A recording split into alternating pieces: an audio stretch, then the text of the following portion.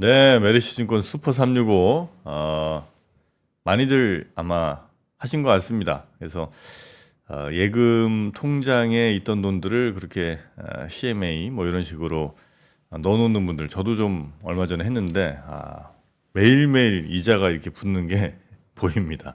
아주 뿌듯합니다.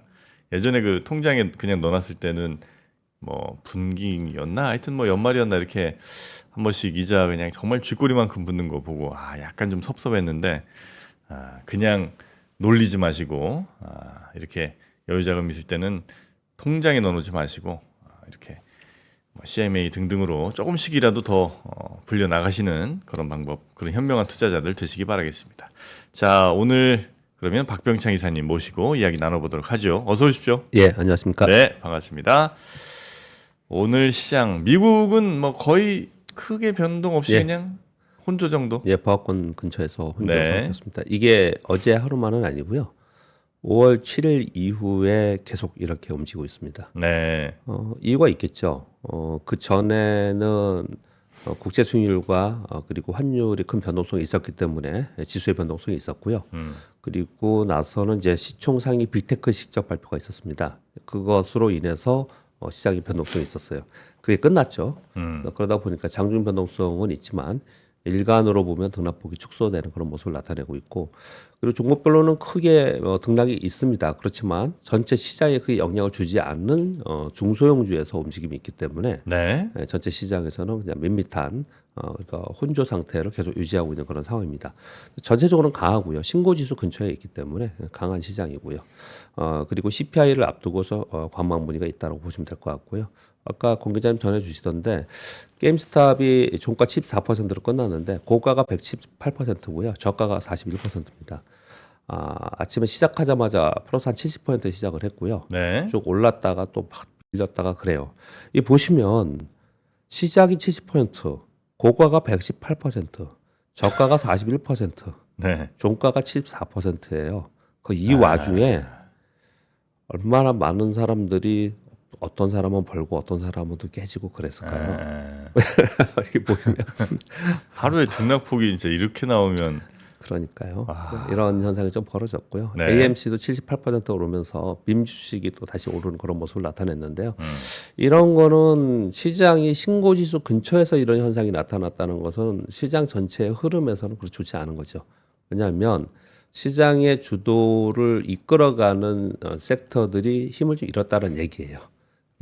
그러면서 이제 자금들이 이쪽으로 좀 쏠림 현상이 있다라는 거죠. 우리나라도 이 비슷한 현상이 지금 이뤄지고 있습니다. 네. 애플이 어제 한 1.7% 오는 거 빼고 뭐 전체적으로는 큰 영향은 좀 없었습니다. 뭐 전기차의 관세 더 올린다라는 부분들 때문에 미국에 있는 전기차 기업들이 소폭 상승하는 부분이 있었고요. 애플이 이번에 이제 신제품의 챗GPT 기능을 포함시킨다라는 내용과 함께 네네. 애플이 한 1.7% 올랐습니다. 전체적으로는 강세 시장에서 장중 등락이 있었고 종목별로만 움직였다라고 보시면 될 것 같습니다. 네.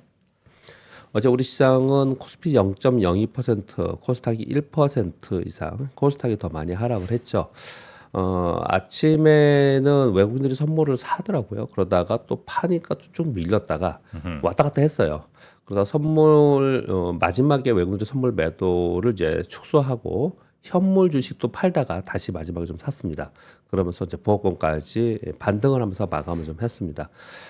전체 시장에서는 외국인들 선물 거래에 의해서만 좀 움직였다고 보시면 될 것 같고요. 코스닥이 하락을 한 거는 제일 많이 하락한 것은 엔터주하고 2차전지가 하락을 했습니다. 아침부터 2차전지가 하락을 했기 때문에 최근에 네. 이제 2차전지에 관련된 안 좋은 뉴스들이 많잖아요. 그래서 굉장히 많이 하락한 상태에서 반등을 살짝 주어서요. 그러다가 다시 전저점을 향해서 내려가고 있는 그런 상황입니다. 그래서 2차전지로 인해서 코스닥이 전반적으로 상대적으로 약한 부분이 있었고요. 그리고 엔터주들이 시가총액이 꽤 높아요. 그래서 엔터주들이 이제 실적 미스가 나오면서 좀 많이 빠졌습니다. 그래서 네네네. 코스닥이 더 하락하는 그런 모습을 나타냈고요. 특징적인 걸 말씀드리면 어제 삼성전자가 마이너스 1%대인데 SK하이닉스는 플러스 2%대예요. 요 여러분들 제일 관심 있게 보시고 아마도 이 질문 저도 어제 방송하면서 질문을 많이 받았는데 삼성전자가 이제 엔비디아양 HBM4 8단짜리 네네네네. 납품 관련해 가지고 콜 테스트에 통과를 못했다. 그게 그저께의 뉴스가 있었고요. 어제 나온 뉴스는 뭐 2주간의 유예 기간을 줬다. 뭐 이런 뉴스들이 막 나오고 있고 또 그 가운데 이 검수를 TSMC에서 했는데 뭔가 다른 이유가 있지 않겠냐. 다른 이유라 하면은 SK 하이닉스 기준으로 삼성전자 걸 하지 않았냐. 뭐 이런 여러 가지 얘기가 굉장히 많습니다. 네. 사실은 여하튼 간에 결과론적으로는 지금 뭐 계속 보도 나오는 거 보면은 어떤 유예 기간을 주었던 어떻든 간에 통과하지 못하고 다음을 좀 바라보는 뭐 이렇게 된 것 같아요. 그래서 이제 롱숏 자금들이 움직였겠죠. 그래서 삼성전자는 하락을 하고 SK하이닉스는 올랐는데 다행스러운 건 삼성전자가 2% 정도 하락을 하다가 다시 반등을 좀 해서 그래서 마이너스 1%에 끝났습니다. 뭐 다행스러운 건 아니죠. 이 와중에 이제 마이너스 끝났으니까. 그렇지만 이런 루머들이 좀 돌아다녔다. 루머라고 표현하는 것은 이거 사실 확인을 어느 쪽에서도 지금 확인이 안 되고 있어요. 그래서 네. 이제 이렇게 얘기를 좀 하고 있는 거고. 그래서 이것으로 인해서 이제 어떤 질문을 많이 받냐면요.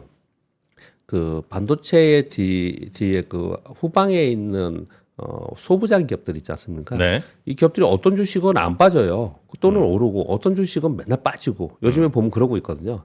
그게 아주 확연하게 삼성전자 향들은 빠지고요. SK 하이닉스 향은 그냥 잘 버티고 있습니다. 그렇게 되어 있어요. 예전에는 참 세상이 많이 좀 뭐라고 격세지감을 하죠. 삼성향이냐 아니냐에 따라서 예, 예전엔 주가가 갈렸는데 예전에는 삼성전자 향이 엄청나게 폭등하고 SK 향은 별로 안 좋고 그런 이제 질문을 받으면 그건 SK 향이기 때문에 그렇습니다. 이런 대답을 많이 한 적이 있었는데 왜 이렇게 이 주식 안 가요? 반도체 좋다던데 예. 그건 이제 SK 향이라 이런 게 이제 지금 어제 그런 질문 제가 방송하면서 많이 받았는데 반대네. 지금 반대로 그렇게 되고 있습니다. 그래서 삼성 향이 지금 이제 많이 빠지고 있는 그런 상황이에요. 예. 예. 그렇게 하나 특징을 근데 이 말씀드리고요. 루머는 근데 아직 팩트 체크는 안 된 거죠? 그렇죠. 그냥 루머 상태인 거죠 아직은. 예. 네. 예, 그렇게 좀 되어 있고요. 그리고 미국 무역 대표부에서 중국의 해운 물류 조선업의 불공정 무역 조사를 개시했다는 뉴스가 좀 있었습니다. 네. 이제 물론 이제 조선과 조선 기자재는 그 전부터 좀 올라오기 시작을 했어요. 근데 그리고 해운 운임 지수가 요즘 많이 오르고 있거든요. 네, 그런 부분들을 영향을 받으면서 조선과 조선 기자재 해운 섹터들이 강세를 보였고요. 그리고 어제 소개드렸던 애플이 폴더블 기기용 디스플레이 계약했다는 내용이 있었잖아요. 그래서 네. 폴더폰 관련주들이 또 태발을 이루면서 강세를 좀 보였습니다. 그리고 그동안에 가장 강했던 쪽이 시장의 지금 탑픽은 반도체가 아니에요. 최근에 한 2주 동안은 화장품하고 전력기기입니다. 근데 화장품하고 전력기기가 어제 오전도 급등을 했었어요. 근데 매물을 맞더라고요, 어제는. 그러면서 살짝 떨어져서 어떤 거는 뭐 유지를 했지만 어떤 거는 마이너스까지 좀 떨어지면서 종목별 등락을 보이면서 매물을 좀 맞는 특징을 좀 보였습니다. 아니 화장품이 제가 몰랐는데 예. 하나가 있었더라고요. 좀 불어넣으면 그래갖고 예. 모르고 아니 뭐 금액도 이게 크지 않았었으니까. 근데 이제 어느 순간 이렇게 계좌 막 이렇게 보다 보니까 예.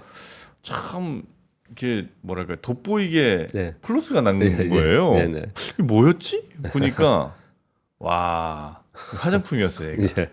그게 너무 기분이 좋더라고요. 화장품 정말 고생 많이 했습니다. 거의 한 3, 4년 고생했을걸요. 네. 왜냐하면 대중국 관련주가 안 좋았기 때문에 그랬다가 이번에 뭐 많이 올라왔습니다. 네네네. 또 뭐 이게 시장을 전체적으로 이끌지는 않아요. 이 섹터가. 그렇지는 않은데 지금의 분위기가 언제까지 갈 수 있는가로 지금 그 주식을 또 보유해야 되느냐를 판단하면 될 것 같아요. 그 부분은. 화장품 어떻게 좀 계속 좀 괜찮을까? 어떻게 해야 되나 나 약간 고민입니다. 아까 그 중국 뉴스 좀 나왔잖아요. 네. 그래서 우리나라 쪽에는 중국의 지금 경기 부양 정책이 나쁘지 않을 것 같아요. 저는 좀 긍정적으로 좀 봤거든요. 그래서 이게 참 진짜 참기 어려워요. 이 플러스 나면 네, 막 예를 들어 진짜 한 20% 이렇게 나잖아요. 네. 와, 막 팔고 싶어 미치겠어. 그럴 때는 이제 두 가지 생각하시면 될 것 같아요. 하나는 시장 사이즈, 네. 얼마나 더 확장성이 있느냐, 사이즈, 시장 사이즈. 그게 이제 하나인 거고요. 두 번째는 그 기업의 그 재무제표를 보면은 연간으로 그리고 분기별로 연속적으로 3개분기 이상 좀 연속적인 이익의 증가가 있었냐. 그걸 보는 게 중요하거든요. 왜냐면은 그 보시면은 연간으로 마이너스 막 300억 났다가 플러스 400억 났다 이런 기업들이 있어요. 네. 이 그 섹터의 사이클 때문에. 그런 데들이 있거든요. 이제 그런 것들은 갖고 있으면 나중에 또 다 내려가거든요. 그러니까 이 지속성이 있는가 하고 시장 사이즈가 얼마나 더 커질 수 있는가를 보는 거예요. 지금 요번에 전력기기가 생각보다 아마도 어느 누구도 전력기가 이렇게까지 더 많이 올랐을 거 생각 못했을 것 같아요. 근데 전력기가 더 많이 이렇게 올랐던 것은 지금 어제 뉴스에서도 지금 월가에서 가장 많이 뉴스가 나온 것 중에 탑픽을 꼽으라면 데이터 센터예요.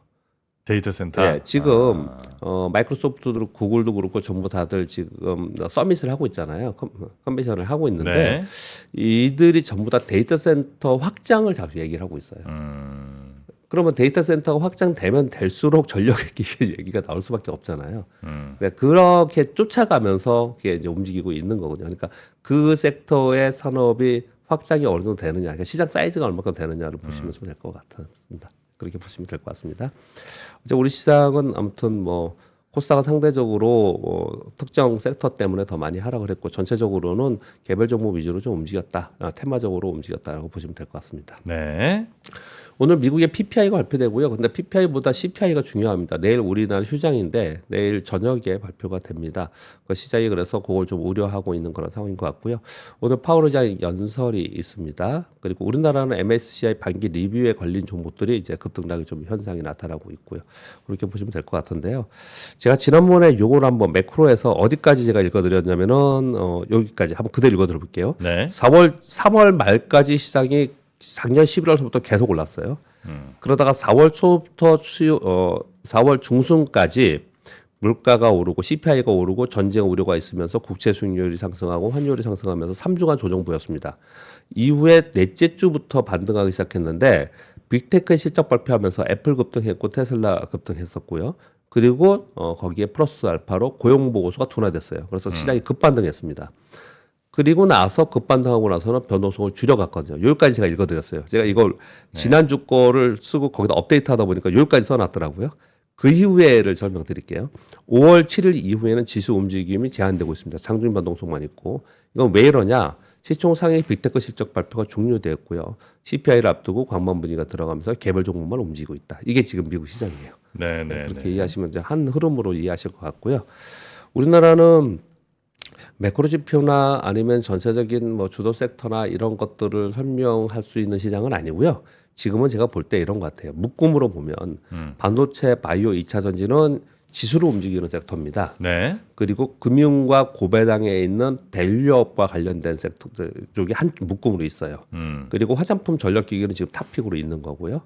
조선해운 미용기기가 또 한 더 강한 섹터로 좀 잡혀 있고요. 네. 요게 지금 보시면은 이쪽이 한 2주간 세다가 또 얘는 금융 고배당은 좀 조정 보이다가 또 어느 날 갑자기 올라오고 얘네들이 지금 그러고 있어요. 물론 2차 전지는 지금 그중에 가장 안 좋은 섹터이긴 한데 전체적으로는 좀 그러고 있어요. 이거 왜 이런 현상이 벌어지느냐? 지수에 대한 어제 우리는 이 얘기를 한참 했었습니까? 정보로님하고 우리 시장에 대한 자신감 없고 심리가 굉장히 방어적이다. 그래서 전체 시장을 움직이는 큰 자금들이 움직이는 그런 부분은 좀 없는 상황인 거고요. 그 사이에서 수급 이동과 쏠림 현상이 나타나고 있다는 게 한 가지 특징이고요. 그렇기 때문에 이런 현상이 나타나는 거고 또 한 가지는 이슈에 맞는 종목 찾기를 하고 있어요. 이걸 설명을 좀 드려볼게요. 전력기기가 있잖아요. 데이터 센터가 있지 않습니까? 네. 그러면 데이터 센터에 납품하는 무슨 부품 장비. 데이터 센터에 어제 뭐 상한가 종목이 하나가 있는데 데이터 센터에 그 전력이 꺼지면 다시 하는 게 뭐죠? 보조 장치. 뭐 이런 것들이 데이터 센터가 더 확장되면 이런 것도 필요할 거야. 얘네들 좋아질 거야. 막 이런 게 막 떠요. 그리고 뭐 화장품 있으면 당연히 뭐 화장품 판매, 물류, 그리고 용기 이거 다 같이 움직이겠죠. 전력 기기도 처음에는 변압기만 올랐어요. 근데 지금은 전선 다 오르잖아요. 전선만 오르는 게 아니고 전선에 들어가는 구리하연 다 올라요. 지금은 이제 그렇게 하고 있어요, 시장이 지금. 그래서 그걸 따라하기 상당히 어렵습니다. 그거는 사실은요. 그걸 하나하나 움직이기에는. 그래서 이렇게 말씀을 좀 드려볼게요. 내가 바스켓 안에 관심 종목으로 갖고 있는 종목들이 있다면 그 종목들은 내가 골라놨다는 거는 그래도 재무제표를 보고 시장의 성장성 이런 거 다 보고 이제 골라놨을 거 아니에요. 네. 그런 것들이 지금의 이슈와 맞아떨어지는 지금의 이슈하고 맞아 떨어지면 자기 차례가 왔다 표현하거든요. 그러면 걔네 차례가 오면 뭐 오르는 거고 걔네들이 그래요. 그러니까 내가 보고 있는 종목 중에서 지금 이슈와 뭔가 물릴 수 있는 스토리를 엮어갈 수 있는 종목들인가가 지금 굉장히 많이 찾고 있는 것 같아요. 그래서 지금 이제 그런 상황이다라고 보시면 될 것 같습니다. 뉴스 좀 전해드릴게요. 일본 네. 뉴스 아까 공 기자님이 좀 자세히 전해주셨는데 굉장히 중요한 뉴스로 저는 생각을 합니다. 아, 그렇습니까? 올해 저는 올해 이슈 중에 기저의 가장 큰 이슈는 당연히 미국의 연준의 금리 정책이에요. 이게 가장 큰 이슈이거든요. 근데 올해? 그거 빼고 네. 세 가지 정도의 이슈를 저는 생각을 올해 얘기를 하는데 하나는 중국의 요구예요. 중국의 경기 부양 정책이 어떻게 나올까 이 부분이거든요. 또 하나는 BOJ가 어떻게 할 것인가. 이거 지금 이번 뉴스인데요. 요거예요. 이거 두 가지고요. 하나는 미국의 대선이에요. 이렇게 세 가지가 올해 굉장히 중요한데 연준의 금리 결정이 이제 제일 큰 기저에 변수고 있는 거고. 뉴스지만 예. 그거 제외하자면 예. 중국, 일본, 미국 대선 예. 세 개. 예, 그렇게 보고 올해는 이제 그 흐름으로 좀 갈 거라고 생각하는데요. 네. 그 중에 두 개의 중요한 뉴스가 나왔습니다. 그게 하나가 아까 전에 들었는데 다시 한번 그냥 간단히 말씀드리면 중국이 경기 부양을 위해서 1조 위안 규모의 초장기채 발행을 한다는 거예요. 1조 위안이 지금 약 우리나라로 한 190조 원 된다고 하네요. 네네. 이거 보면서 야 우리나라 원화가 정말 약세가 많이 됐구나라는 생각이 들었어요. 위안화도 굉장히 약세가 됐잖아요. 왜 제가 딱 그냥 직관적으로 생각이 들었냐면 예전에 물론 오래되긴 했지만 예전에 제 중국 여행 갈 때 100원이면 15,000원이라고 생각했거든요. 아, 150원. 예. 그렇죠, 15,000원이라고 그렇죠. 생각했는데 지금은 19,000원이라는 거잖아요, 지금. 아, 그럼 중국보다 우리가 더 떨어진 더 거네. 떨어진 거죠, 체감적으로. 예전에 그런 기억 안 나세요? 150원 생각했어요. 100원. 그러네요. 15,000원 생각을 했어요. 100원 내고 뭐 사과도 사 먹고 뭐 그랬던 기억이 제가 나거든요. 예. 근데 지금은 이제 19,000원이라는 거잖아요. 상대적으로 우리가 더 많이 떨어졌네. 지금. 우리가 위안화 되게 약세가 아니라 원화 약세가 진짜 심각하네 지금. 우리 어려운 거죠, 그러니까 그만큼 더. 그건 이제 위안화에서도 다시 얘기가 나올 겁니다. 근데 이건 이제 그냥 말씀을 드린 거고요. 네. 여담으로 1조 위안 한 189조 원 된다고 지금 하죠. 근데 요거 5월 17일 날 시작을 해서 네. 채권 발행을 하는데 20년물 3천억 위안, 30년물 6천억 위안, 50년물 1천억 위안 하는데 이제 중요한 거는 이제 저는 1997년 제가 잘못 써왔는데요. 1998년도에 발행을 했고 이때는 규모는 2,500억 위안인가 뭐 그렇게 크지는 않았습니다. 2007년도에 굉장히 많이 했고요. 이때는 1조 위안 이상 했고요. 2010년도에 했습니다. 이게 아시아 위안위기 때고 이게 글로벌 금융위기 때고 이게 팬데믹 때니까 네. 얼마나 큰 위기가 되면 이런 일이 발생되느냐. 이게 첫 번째 포인트예요. 2020년. 예? 2010년이 죄송합니다. 2020년. 2020년. 네, 2020년. 네. 제가 이거 다 두 개가 있습니다. 1998년, 2020년. 그런데 그러니까 금융위기가 생기든지 시스템 위기가 발생됐을 때 이런 일이 발생된 거잖아요. 근데 지금 했다. 지금 하는 거잖아요. 그리고 굉장히 큰 의미를 갖고 있는 거예요. 그러니까 안 좋게 보면 굉장히 안 좋게 볼 수 있는 거고 네. 또 좋게 본다면은 그런 때 발행하는 것을 이제 정책을 지금 한다. 그러면은 뭔가 이번에는 다르다. 다를 수 있다라고 또 기대를 해볼 수 있는 부분이 좀 있는 거거든요. 그래서 이번에 1조 위안 정도 발행을 좀 한다라고 하고요. 근데 이거 아까 제가 듣다가 오다 보니까 정프로님 이걸 계속 발행하면 어떻게 하냐 이런 얘기 하시던데요. 네. 이게 중간에 다 상환을 합니다. 그 50년까지 안 가고. 네, 2007년짜리가 이제 1조 위안 이상 했거든요. 1조 3천억이라는가 했는데 7,500억 위안을 2017년도에 상환했어요. 1997년도에 중간중간 상환을 하거든요. 그래서 아무튼 그걸 맞춰 나가는데 네네. 1조 위안이라는 거는 굉장히 의미 있는 숫자이다. 그리고 의미 있는 상황에서 이런 일이 발생이 됐다. 그리고 중국을 바라보면서 올해 왜 중요하냐. 중국이 계속 안 좋은 상황에 처해 있는 상황이었고 중국은 미국하고 정책이 엇박자로 일어나는 경우가 상당히 많았습니다. 그동안에. 네.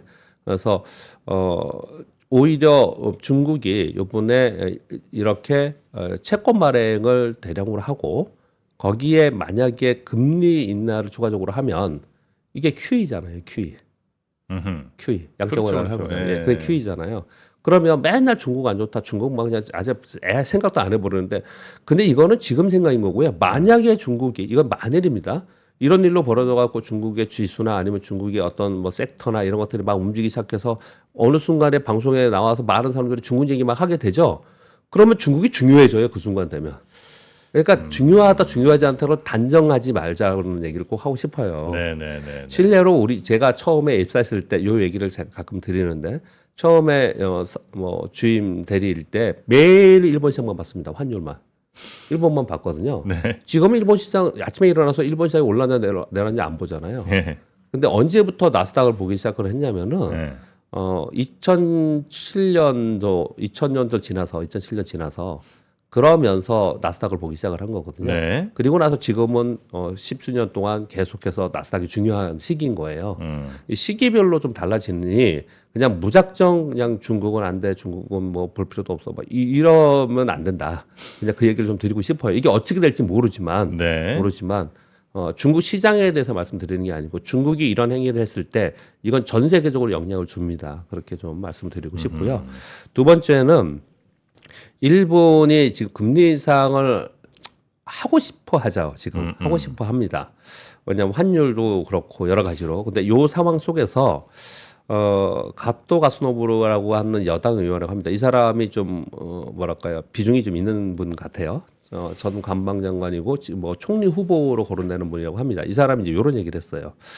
일본은 물가와 임금이 정체된 시기에서 물가 임금 모두 상승하는 시기로 전환되고 있고 네. 이러한 변화는 금리가 플러스 영역에 있는 통화정책 전환을 정당화합니다.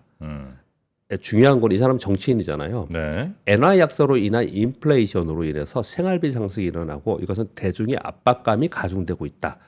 그래서 정부와 BOJ가 같이 논의를 해서 이 시기를 타진해야 된다. 이렇게 발언을 했어요.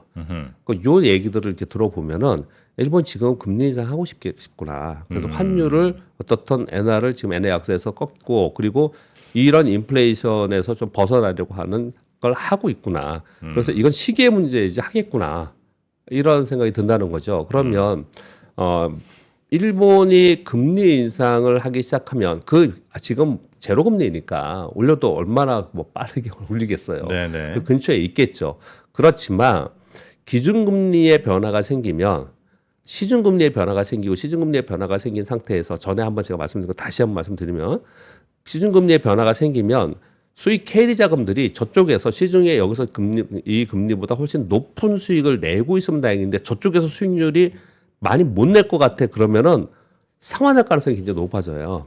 그러면 전체 글로벌 시장에서 유동성이 축소되는 이 상황이 됩니다. 네. 그래서 이건 굉장히 중요해요. 이 시기가. 그래서 이런 내용들이 나와 있다라는 것들을 좀 보시면 될 것 같은데 개인적으로는 이 시기는 미국이 금리 인하를 이제 본격적으로 한다라는 자신감이 생길 때가 되지 않을까 이렇게 생각을 좀 하고 있습니다. 지금 미국 때문에 못 하고 있는 거니까 네. 그렇게 좀 말씀드리겠습니다.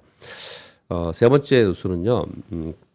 이번 주에 제가 주간에 이벤트를 말씀드리면서 구글 컨퍼런스 있습니다. 마이크로소프트 컨퍼런스 있습니다. 아마존 웹 서비스 서밋 행사가 있습니다. 이렇게 제가 설명을 드렸거든요.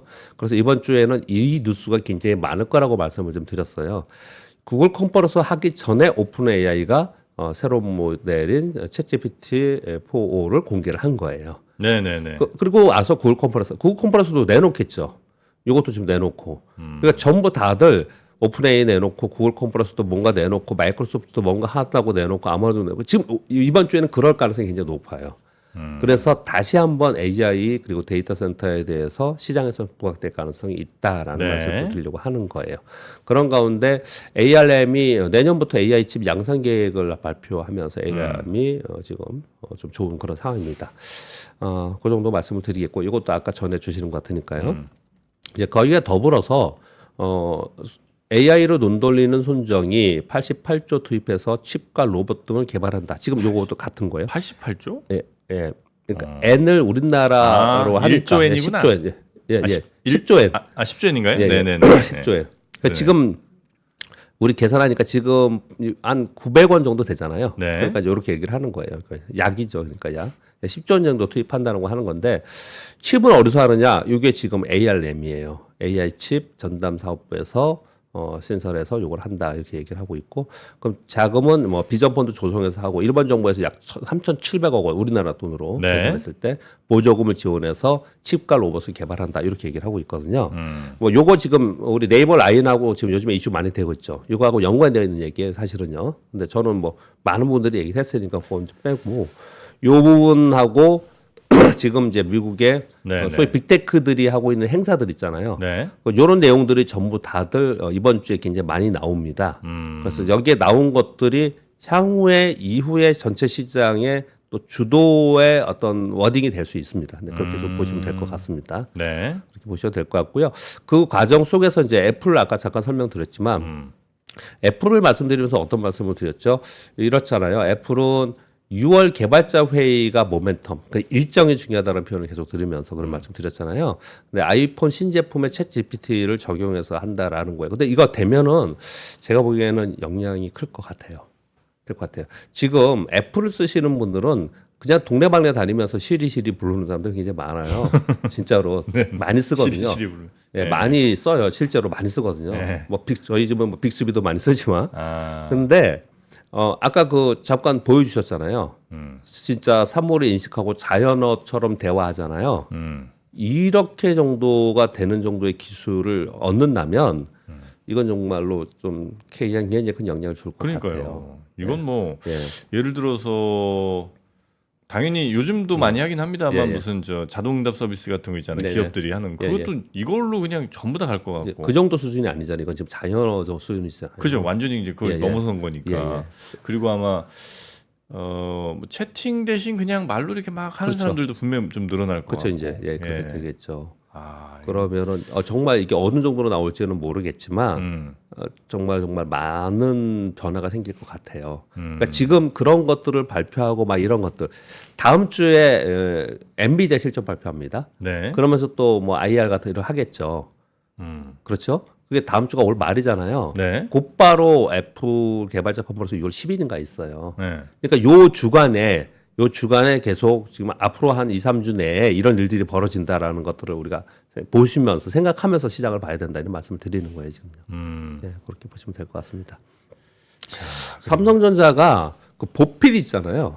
웨어러블 보핏, 웨어러블 로봇이라고 하는 보핏. 네네네. 요 사업팀을 해체했다고 합니다. 그래서 그래서 그 사업팀에 있는 인력을 CTO 산하로 재배치, R&D 부서로 재배치했다라고 해요. 그래서 요 얘기를 시장에서는 해석을 두 가지로 합니다. 하나는 보핏 사업팀이 어느 정도 이제 완성화 돼서 그 이상으로 더 발전되는 게 없으니 그러면 이제 제품 만들기만 하면 된다. 그래서 보핏 사업팀의 실효성이 저하돼서 이제 해체되는 게 아니냐. 요렇게 좀 한쪽은 얘기를 하고 있고요. 한쪽은 그 팀에서 이제 거기는 이제 거의 완성도가 됐으니 휴머노이드 로봇을 개발하는 쪽으로 재정비하는 게 아니냐 이 조직을 이렇게 해석을 좀 하고 있는 것 같아요. 뭐 이런 뉴스가 나왔는데 왜 이게 있었냐면 이런 뉴스를 가져왔냐면요. 이게 그래서 보핏 관련되어 있었던 종목들은 어제 하락을 하고 휴머노이드 관련되어 있는 쪽은 어제 상승을 하고 그랬어요. 우리나라에도 휴머노이드 로봇 관련이 좀 있어요. 있습니다. 관련된 종목이 있다라고 하는데 사실은 미국이나 뭐 이런 데부터 엄청 그 수준은 아래에 있는 상황은 맞아요. 네네. 그렇지만 관련 테마가 있습니다. 테마들이 좀 있거든요. 그래서 이런 뉴스 하나하나에 종목들로는 엄청나게 주가가 움직이고 있고 그냥 내 종목 뭐 미래를 바라보고 가만히 있다가 어느 날 갑자기 때려 맞으면은 이게 뭐지 막 이런 생각이 막 들잖아요. 네네네. 그래서 이런 뉴스들을 이렇게 전해드리는 거예요. 상황에 맞춰서 이렇게 말씀을 드리겠고요. 그리고 요 표는 여러분들 한번 보시면 좀 될 것 같습니다. 그 뭐죠? 대만의 수출 데이터 표들 이런 건데요. 네. 그 특징적인 말씀드리면요. 일단 맨 앞에 나오니까 파운드리인데 파운드리는 좋아요. 다 좋아요. 후공정도 좋은 편이고 뭐 메모리도 좋은 편이고 전체적으로 그런데 팹리스는 좀 떨어져 있고요. 그리고 PC 쪽이 최근에 올라왔고 그리고 이 PCB 기존 PCB보다 FPCB가 더 올라왔어요. 휴대폰 쪽이 조금 더 좋아지고 있다는 얘기를 하는 거고 뭐 MLCC는 여전히 꾸준했습니다. 네. 요거 지금 제가 빨리 얘기해서 그러는데 요걸 다 총합해 보면 요건 좀 우리나라 거예요. 우리나라 건데 지금 메리츠 증권의 자료입니다. 우리나라 메모리 수출 금액을 보면 성장률하고 수출 금액을 보면 떨어졌죠. 네. 근데 단가는 올랐어요. 이 단가는 올랐거든요. 네. 그러니까 단가는 전체적으로 오르고 있는 상황 속에서 어떤 구간에서는 막 그 재고를 막 쌓고 어떤 구간에서는 재고 이만큼 쌓았으니까 좀 쉬어가고 이러고 있는 거예요. 이게 이미 여러분들 다 알고 계십니다. 2분기에는 좀 주춤할 거다 그랬어요. 그게 지금 나타나고 있는데 이게 가격이 떨어지면서 얘도 떨어지면 이게 문제가 되는 거잖아요. 근데 이제 가격은 오르고 있다라는 걸 좀 보여주고 있고요. 이거 메모리고요. 이거 디램입니다. 디램이 좀 떨어지고 있죠. 근데 가격 계속 오르죠. 네. 그리고 플래시 메모리는 떨어지지 않고 올라가고 있어요. 플래시 메모리. 그리고 가격도 더 오르고 있고요. 뭐 좀 차이점이 있습니다. 네네네. 이런 쪽으로 거래하시는 분들은 이걸 보시면 어떤 의미인지 다 대부분 잘 아실 거예요. 그래서 중요합니다. 그래서 말씀을 좀 잠깐 드렸습니다. 어제 그리고 부동산 PF의 질서 있는 영착륙을 위한 향후 정책 방향 보도 자료가 어저께 나왔습니다. 오늘 이걸 얘기를 별로 안 하시는데 직접적으로 주의장에 영향을 잘 안 주는 것 같은데요. 네. 그렇지는 않겠지만 굉장히 중요한 게 나왔습니다. 글이 너무 많죠. 이게 열 몇 페이지의 거를 제가 어저께 읽으면서 그냥 요약한 거니까 요약만 말씀을 드리고 오늘 방송은 여기까지 하겠습니다. 객관적 합리적인 사업성 평가 기준을 마련해서 옥석 가리기를 하겠다. 그래서 사업성이 충분한 PF 사업장에 대해서는 차질 없는 금융 공급을 하고 사업성 부족한 사업장에는 체계적인 재구조화 정리를 하겠다. 그러면서 고금리 고물가가 상당 기간 지속될 가능성이 높기 때문에 네. 건설 부동산 경기 회복에 단기간은 어렵다. 그래서 약 230조 원 규모의 사업장이 평가 대상이 될 것인데 약 94원 플러스 알파 프로그램을 시장 안정적으로 관리하겠다. 사업성이 부족한 사업장에 만기 연장 시 제2금융권 중심으로 연체율이 상승하면 결국 부동산 PF 영착륙 과정에서 금융시장이나 건설사 금융회사의 안정성이 해치기 때문에 구조조정을 할 수밖에 없다라는 설명을 계속 하는 거예요. 그러면서 6월까지 필요한 제도 개선 조치 완료하고 7월에 금감원 점검하고 8월부터 결과 조정해서 실행을 하겠다. 네. 그래서 시장과 금융회사, 건설사 대응 여력이 충분히 감당할 수 있는 범위 내에서 유연성을 갖고 단계적으로 추진하겠다. 이게 지금 열 몇 페이지짜리 제가 한 거거든요. 한마디로 표현하면은 구조조정하겠다. 사업성 있는 데는 지원하지만 나머지 구조조정하겠다. 이런 표현을 어저께 좀 한 거예요. 근데 너무 염려를 할 가능성이 있잖아요. 이게 나오면. 네. 그래서 중간중간에 계속 이 얘기를 넣습니다. 어떤 금융시장, 건설사, 금융회사의 안정성을 확보하고 감당할 수 있는 수준으로 해서 하겠다. 이렇게 계속 얘기 좀 하고 있습니다. 어제 이게 지금 나왔는데, 네. 그래도 어저께 이게 계속 그동안에 우리가 궁금해 또 걱정했던 부분이 나온 거니까 이렇게 전해드려야 될 것 같아서 정리를 해서. 어쨌든 구조조정은 들어간다. 다만 금융사까지 네. 그게 이제 번지진 않도록 네. 이제 좀 조정하면서 하겠다. 이 정도예요. 예. 네. 그런 내용인데, 근데 글을 잘 썼더라고요. 오랜만에 정부 자료인데 글을 잘 쓴 정부 자료를 봤어요. 아, 오랜만에 잘 썼어요. 글을 잘 썼더라고요. 네. 보니까. 네, 여기까지 말씀드리겠습니다. 아, 그렇습니까? 네. 자, 그러면 우리 박병창 이사님의 이 자료는 저희 또 앱에 들어가 네. 보시면 또 잘 업로드가 돼 있으니까요. 그렇게 또 다운 받으셔서 나중에 한번 다시 들으시면서 천천히 자료 함께 보시면 더 아마 이해가 쏙쏙 되실 것 같고요. 우리 박병창 이사님은 여기서 보내드리고 내일은 장이 열리지 않지 않습니까? 네. 부처님이 또 오셨으니까. 예. 그러면 아예 그냥 쉬시는 건가요? 네, 그렇습니다. 아, 그렇습니까? 네. 잘 쉬시고 목요일에 예. 뵙도록 하겠습니다. 고맙습니다. 예, 감사합니다. 네. 박근영, 이선영, 사경인, 염승환 투자 마스터들의 세심한 케어로 건강한 투자 습관을 만드세요. 3프로 멤버십 3프로 앱에서 확인하세요.